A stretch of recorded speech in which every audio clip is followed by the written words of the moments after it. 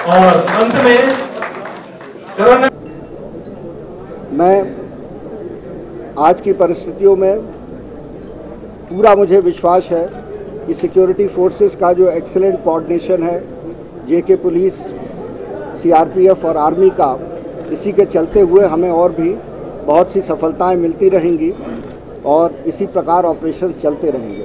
देखिए, जैसा कि आप देख रहे हैं, गत वर्ष सुरक्षा फोर्सेस को बहुत सफलताएं मिली हैं, बहुत से कमांडर्स मारे गए हैं और जो भी सूचनाएं आ रही हैं, जो भी चुनौतियां सामने आ रही हैं, उन सब का भली भांति अच्छे कोऑर्डिनेशन के साथ, अच्छी रणनीति के साथ सामना किया जाएगा और अवश्य उनको जो है वो नियंत्रण में रखा जाएगा। जैसा मैंने आपको बताया, जो भी सूचनाएं हैं, जो भी चुनौतियां हैं, उन सब को निपटने के लिए हम लोगों की पूरी तैयारी है। मेरी ड्यूटी थी रात को 4 से 6 बजे तक।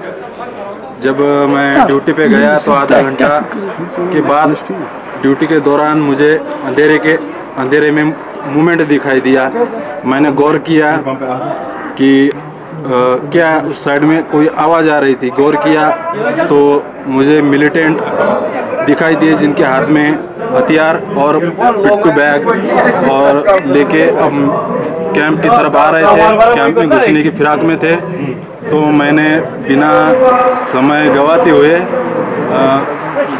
उनको ललकारा और उनके ऊपर फायरिंग शुरू कर दी, जिससे वो हड़बड़ाए और अंधेरा का फ़ायदा लेते हुए वो पास वाली बिल्डिंग में जाके छुप गए।